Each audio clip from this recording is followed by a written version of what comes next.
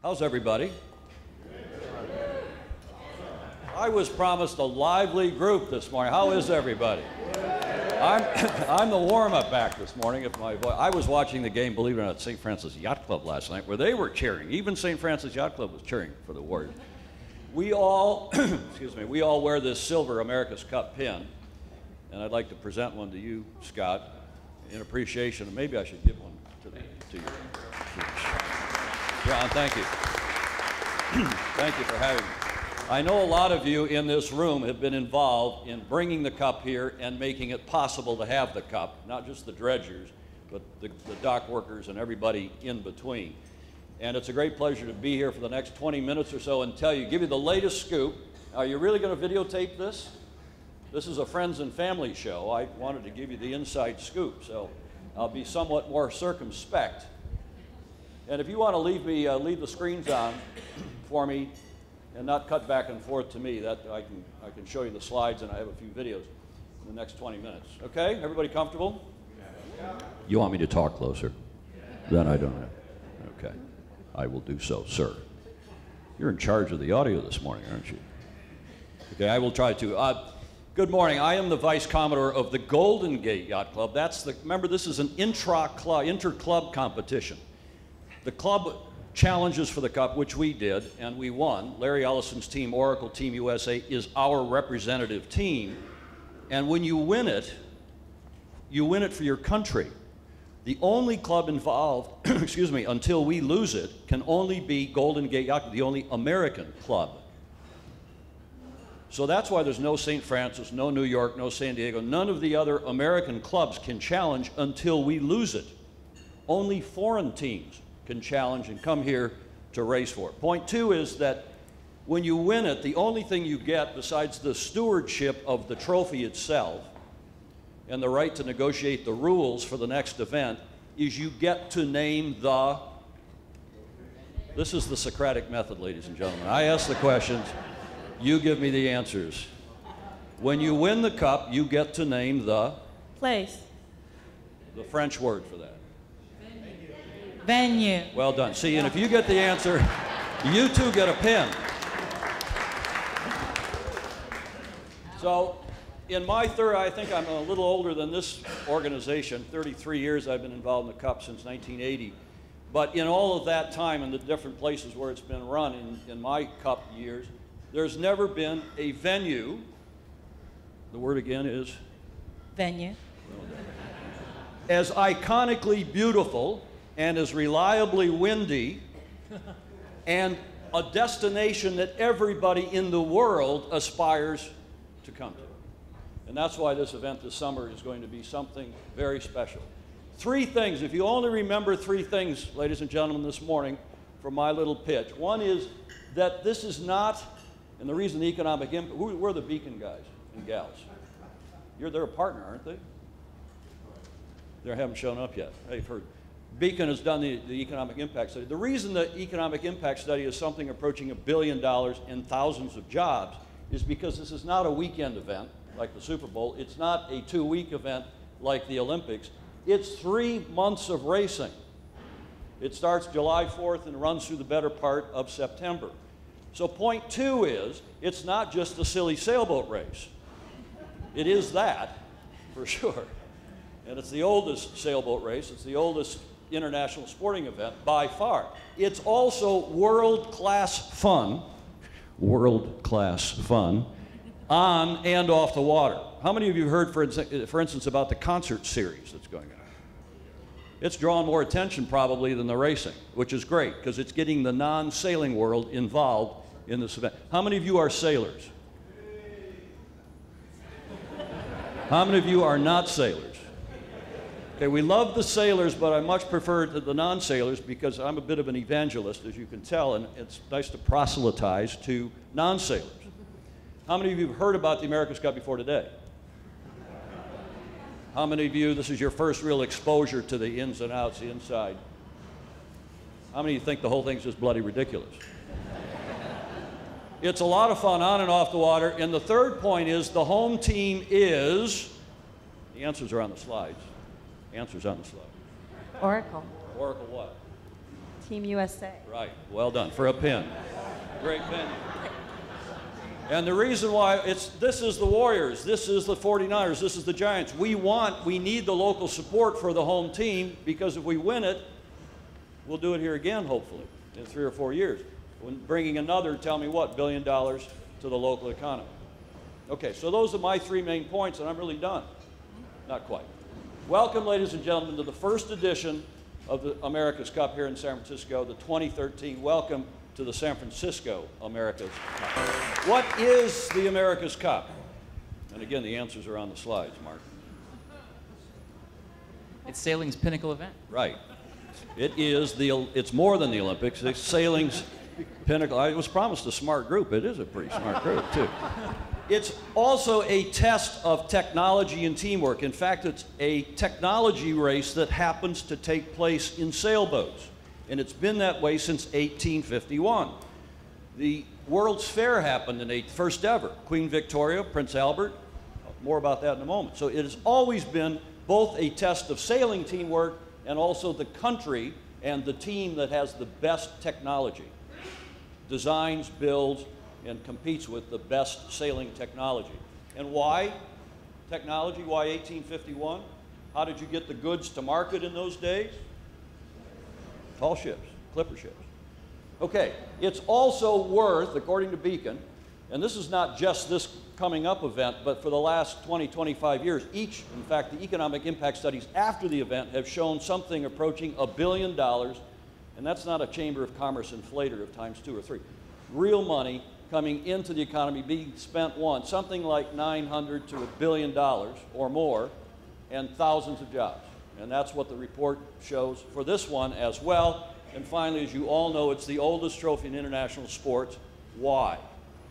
Why, Scott? Who is this lady, and what is her connection to the cup? Perhaps? Yeah, it is. See, I didn't Yeah, get the answer. Queen. You've already got your pin.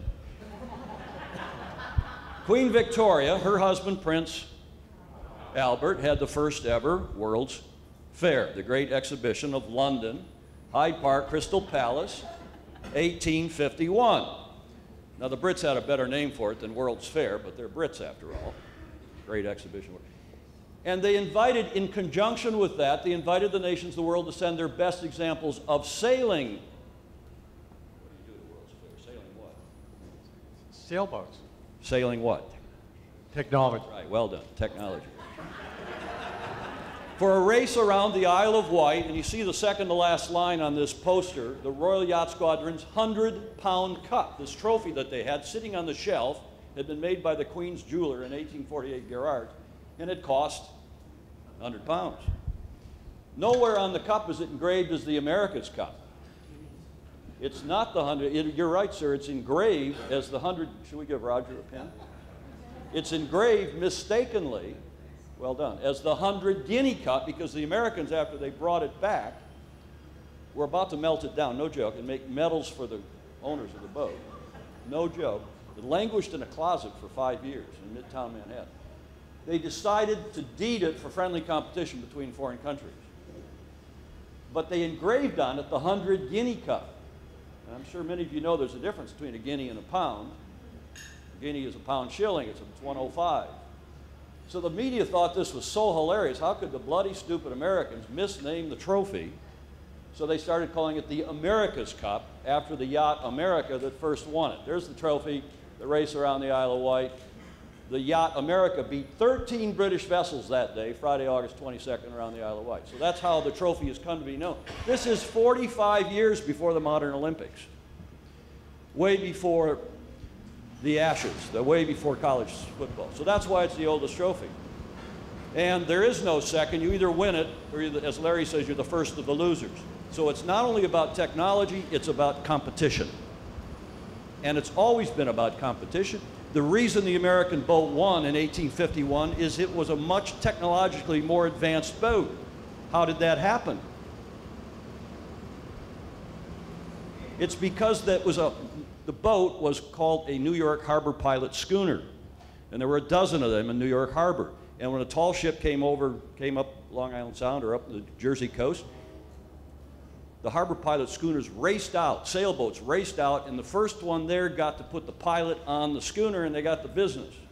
So the Americans, competitively, were getting faster and faster and faster because of technology, because of the business we're all in, because of what this coalition is all about: trade, business, innovation, progress.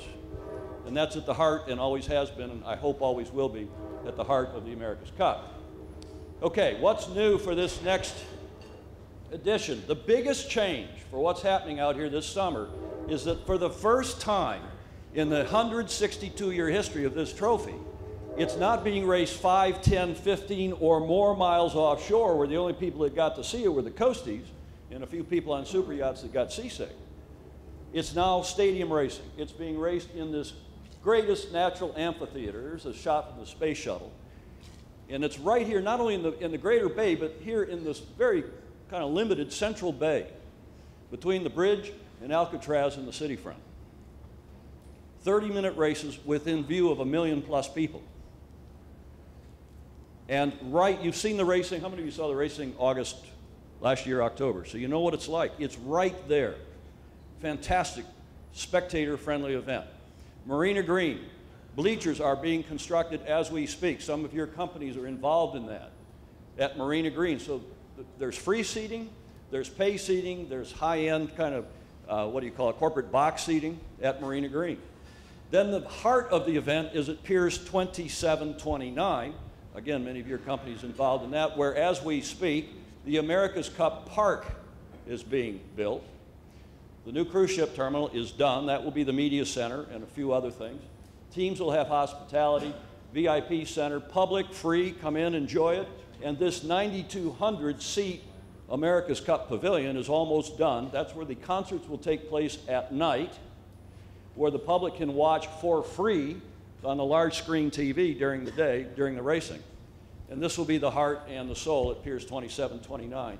And I think this stadium series, this concert series is so popular, it wouldn't surprise me to see that arena stay there, despite some of the folks at the Telegraph Hill Dwellers Association. They've actually been quite cooperative and helpful. So that's probably the biggest change. The other thing is that this is now an extreme event, extreme sports event. This is not sailing along at 10 knots, 12 miles an hour, in big, heavy, old sailboats, monohulls. This is not your grandmother's America's Cup. This is extreme sailing in space-age technology, innovation, modern catamarans. And the small boats have been the training boats, the so-called AC-45s. Now, this summer, we're sailing in the AC-72s. Each team is allowed to build a maximum of 2 of these AC-72s. They have design flexibility, but the boat in short has to fit within a box, 72 by 46 by 40 meters tall. It's a box rule. Within that box, you can design, it's a test of technology, you can design the best possible boat using space-age materials. These boats are going 40+ knots up downwind and 20+ knots upwind. 2 to 3 times the speed of the wind. How's that possible? Get the coasties to explain it to you. They understand the wind technology. Last week we were in last week at Pier 80. We launched the second of our 2 boats for Oracle Team USA. By the way, the reason the economic impact is there's 130 people on the team working at Pier 80 every day. And there are families, there are spouses and kids going to school and living and working here and paying exorbitant rents. I still live in Spain. My house costs about 2,000 euros a month, and I hate to tell you what my apartment costs, twice that, sir. Is that the only requirements, is the box rule? Yes. If it fits inside? It's got to be a catamaran. There's some rules about exotic materials. You have to use a certain, so that it doesn't get too expensive. But yeah, it's a box rule. Yeah. So there's flexibility in the design. That's why it's a test of tech. The small boats were identical. They were training platforms. But in any event, these 72-footers, we launched our second boat last Tuesday, did the traditional smashing of the champagne. And by the way, it broke on the first crack, which is auspicious. And we went sailing. Virtually that day and the day after. Here's some video of that, the first day on the bay with our new boat. And out of the box, it was fast and robust. And the other thing about these boats is that they are foiling. They're flying. They're on hydrofoils. See that? They're up out of the water. In fact, it's a 7.5-ton boat supported by less than a square meter of hydrofoil on the bottom of those dagger foils. And if it breaks, it's not pretty, as happened to us last summer. But these are amazing. Never before have we had foilers in the America's Cup, let alone boats going north of 40 knots. And it's extreme sailing, and it's fun to watch. It's no longer, as President Eisenhower said back in the 50s, no longer like watching paint dry or grass grow. And Jimmy Spithill, the gang, were really happy with the boat. He's our skipper, the youngest sailor ever to win the Cup at age 30. And on the breezy bay, the first day out, nothing broke, everything went fast, and knock on wood, we keep it together because one capsize could ruin not only your day, but could ruin the campaign. So let me push forward here. Suffice to say, we're in pretty good shape at this point. I wouldn't go so far as to say we're the favorite, but I think we're in good shape. The question now is not who's the best, just like in your businesses, it's who continues to improve. We're all excellent. The other three challengers are superb. Everybody on our team is picked from, there's a dozen people in the world that wants each of our jobs.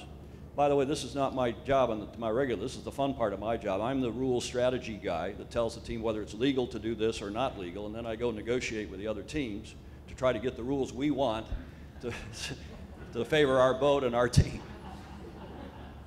None of us can win the Cup.